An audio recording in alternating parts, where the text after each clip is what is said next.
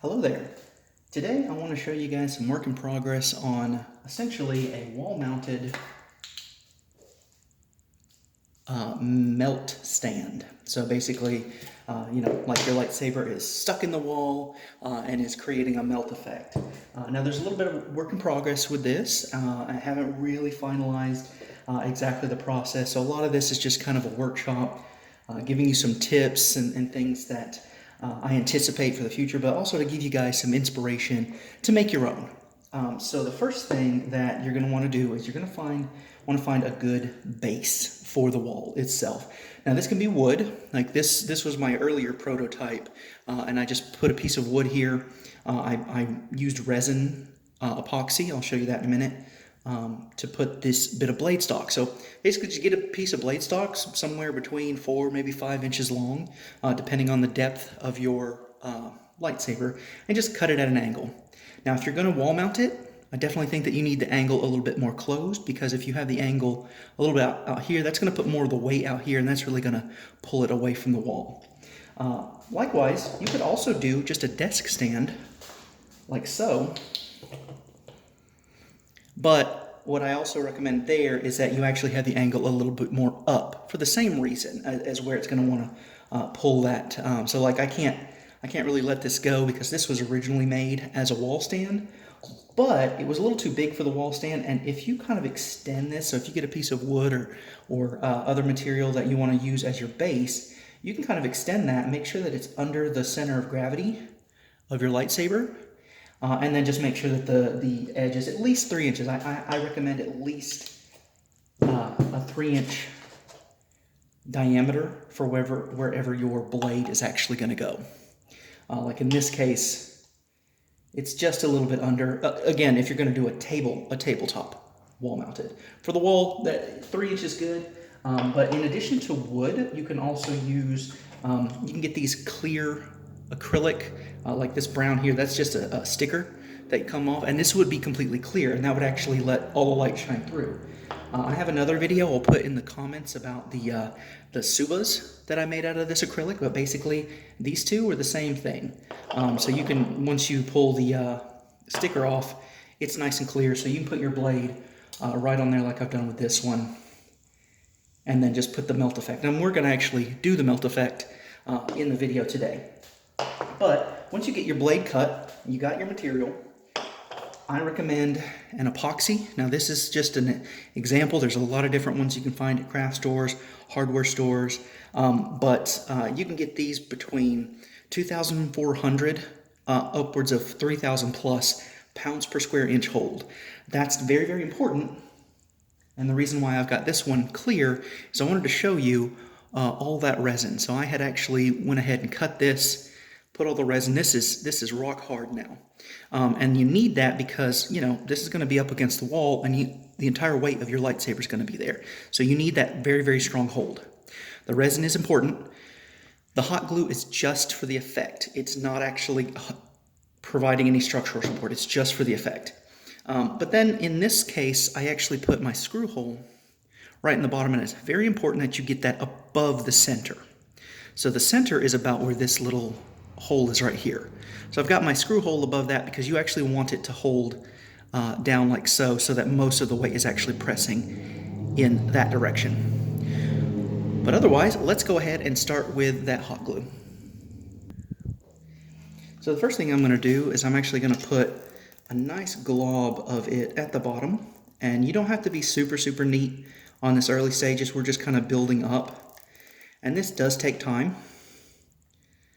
So I'm going to just put that on there, kind of get rid of any strings that kind of hang off.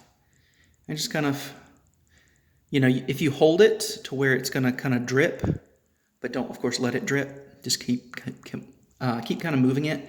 That'll actually build it up a little bit more, but then you want to kind of come around, get some on the inside there. This early part, just really messy. You're just kind of getting a foundation of everything.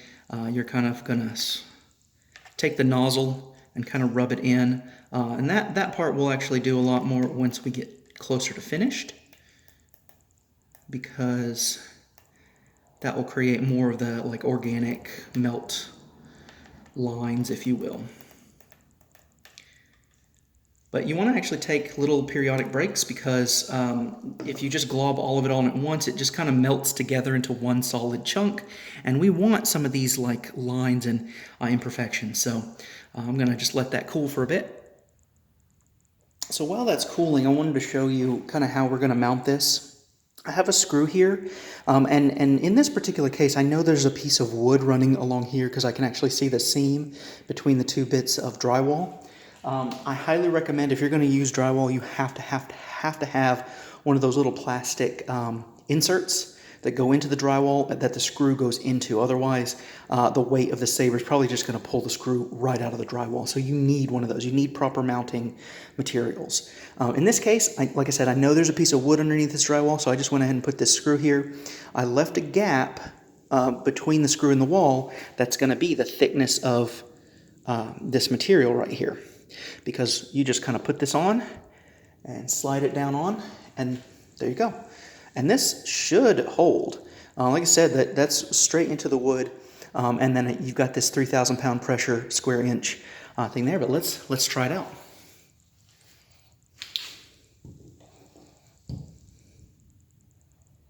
Ta-da! Let me adjust this. So you've got that just kind of with a little melt. Let me see if I can focus in there. There we go, a little overexposure, but you kind of get the idea of how the hot glue is actually going to diffuse that light and give that a little bit more of a extension. So let's continue with the hot. All right, so at this point I have kind of like a nice decent coverage of hot glue, but you can see it's not very thick on there. That's fine, we don't really need it particularly thick unless you kind of want like some bubbling up kind of at the bottom. That's fine.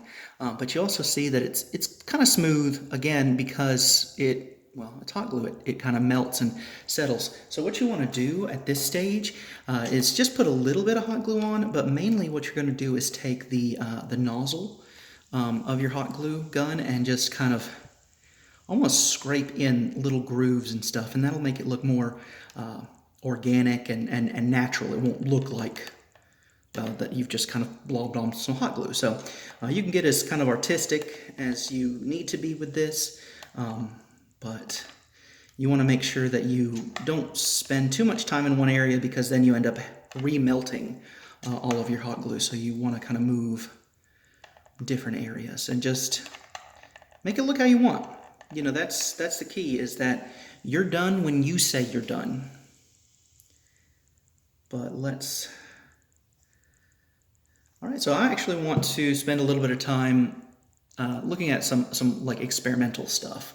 So you might notice this little card here. I actually got some orange phosphorescent paint, and I'm going to experiment with putting that behind there. And the reason for that, this only works with blue. So if you've got a red lightsaber, green lightsaber, so forth, it's not really going to work. But blue light, if you turn on this blue, let me see it. Turn my exposure down. I don't think I'm capturing that very, very well. Give me just a moment. All right, so I shut my ring light off here, and hopefully this captures it. But you take blue light and you put it on here, and it has kind of a highlighter effect.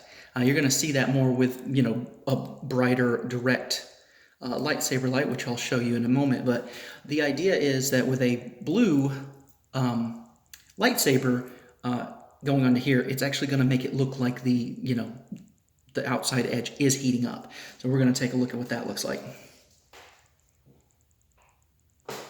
So another question that you might be asking is, well, I've got a neopixel saber. I don't have a baselit, which is just basically, flashlight saber like this. So I want to display my neopixel saber. Well, if you can still do that with this, but what you're going to need to get is a Tri-Cree neopixel adapter. I got this from the Epoxy store, but I know there's a couple other places that sell them. And what's nice is you can just put that adapter right in to there.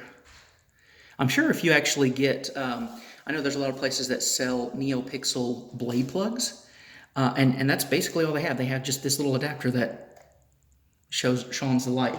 And the other thing is, you also want to be aware of the weight of your lightsaber. This one is a good deal heavier than this one, just because it's got more aluminum down at the bottom. And sometimes you have some really big sabers. If you have a bigger, heavier saber, you need a much bigger area of melt. It might not look perfect, and you want to kind of avoid putting too much melt of the hot glue on the outer edge. Kind of focus it more on the inside. But otherwise, yeah, you want to be aware of how heavy your lightsaber is. But you see that this is a neopixel. And so what you want to do with this, you want to put this on first, just so that it gets proper connection. And go ahead and tighten your screws.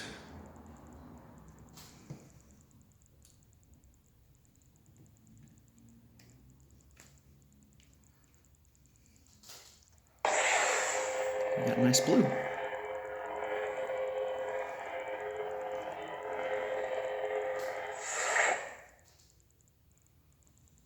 So I've got my ring light off, and you can see just off the bat that kind of looks pretty cool, but let's see if it actually glows as much as we need to. Let's see if I can expose that. Oh, see, that's not bad. And to my eye, it's all right. Definitely I need more melt to kind of blend it, because I can kind of see that it's a piece of paper underneath there, but of course, that's an easy fix with that additional glue. But let's see what that looks like on the wall.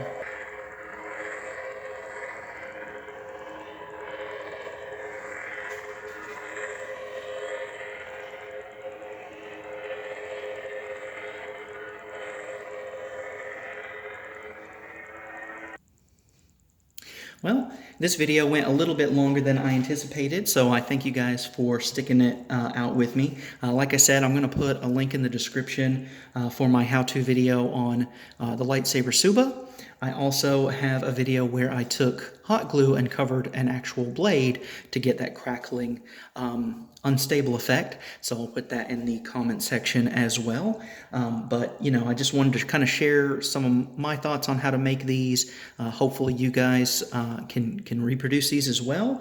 I've kind of reached out to a couple of different places that might be able to 3D print stuff. I really don't have plans to mass produce this kind of thing myself, but businesses that already have that up and running, I've kind of run the idea by them. So hopefully, if you're not super confident on making this stuff yourself, keep your eye out. Hopefully you'll see that from some various sellers.